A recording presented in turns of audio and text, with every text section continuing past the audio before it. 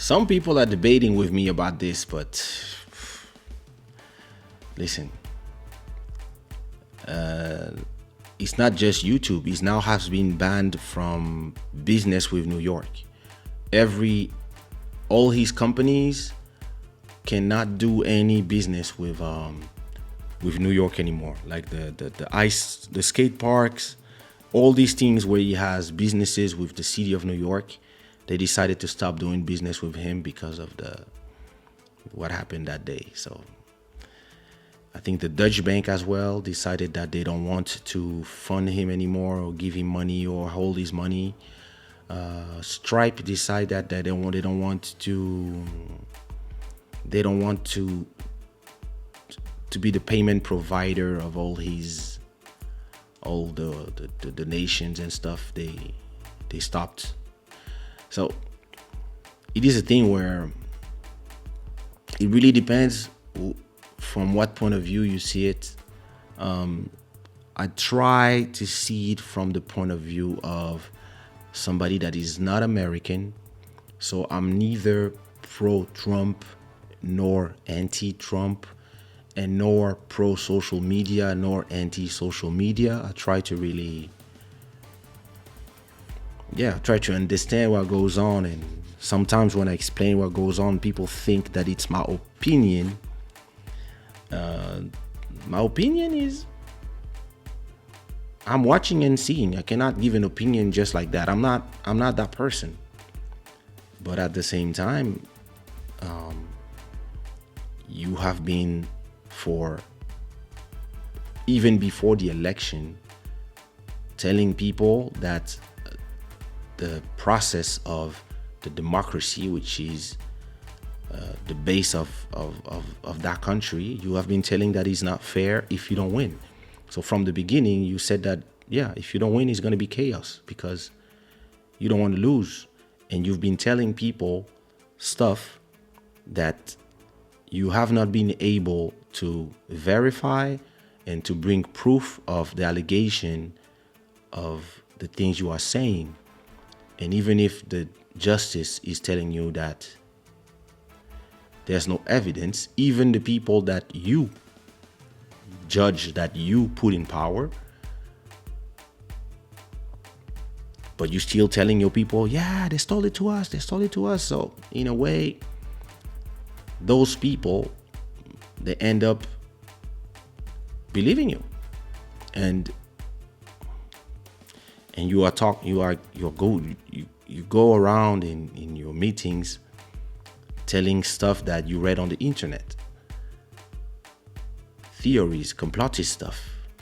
And listen, if it's me and a friend in a bar, or me and a friend on WhatsApp, I don't care.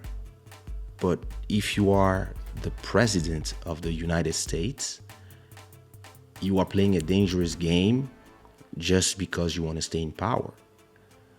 And it's a game that he played. Him, Boris Johnson, Bolsonaro, all these people, the populists, is the game that they have been playing because they know it's easier. Listen, like Kofi Olomide says, mensonge est un ascenseur, vérité est un escalier payé commis. Kivundu. Le mensonge prend l'ascenseur, mais la vérité finit par arriver, même si elle prend l'escalier. Lies take the elevator, but the truth will take the stairs and arrive one day. And the problem here is with all these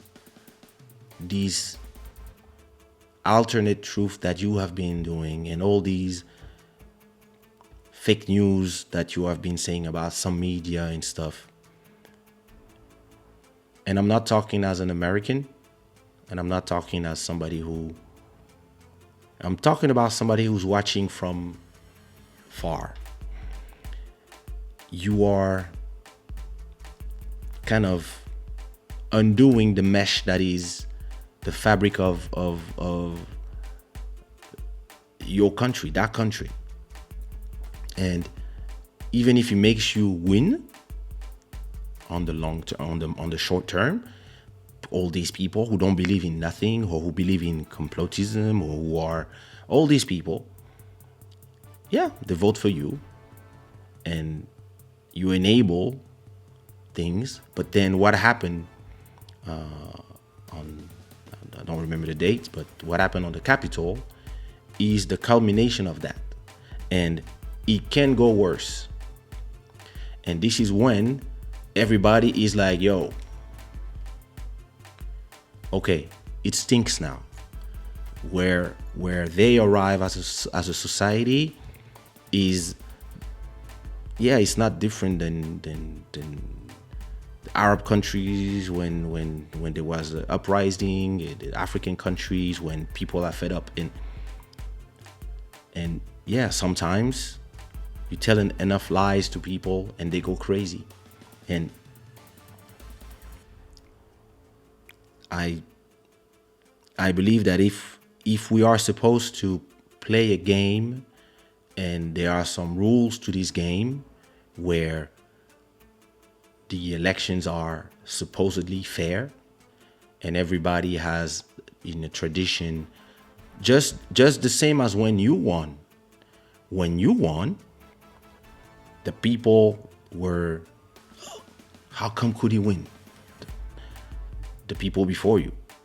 But yeah, the people before you said, hey, okay, you won. They try a bit to, oh, it's the Russian, is this, is that, yeah, They try to play, the game. But at a point, the president came and called you and said, well, listen, well done. I'm waiting for you in the White House next week so we can start explaining to you, how it works, give you some advice, and yeah, show you around like it's the tradition in this country, and that like we show to the rest of the world. And first thing you do, you start removing pictures of the old president. You like, once you are in there, you don't want to use the official Twitter account. You want to use yours. You start just acting like if you are not a president. And listen, some people thought it was fun. Some people still. I was talking to Stevie the other time, and he was telling me that, I'm pissed that they removed his account because it was funny to watch. I said, okay, yeah, it's funny from far, but it is still dangerous because of the things it creates. With another president, Colin Kaepernick, kneeling for police brutality, it wouldn't have been transformed how it was. You have a president who comes and says, these sons of bitches are not respecting the army. And all of a sudden, everybody goes crazy about when the person is saying, no, I asked the army, what should I do? And a general or captain or whatever told me, if you kneel, it means you respect the flag. And this guy transformed everything into drama, into hysteria. And what it happens is, at a point you start dividing your country, and people forget that even when they are all fighting or don't agree, they still are from the same family, which is the United States of America. So that's my point of view from outside. But after that, yeah, it's funny to see them struggle with the things that they tell people all the time, that, they criticize everybody for the same thing all the time. So, maybe it's time to look at your own, smell your own shit for a bit.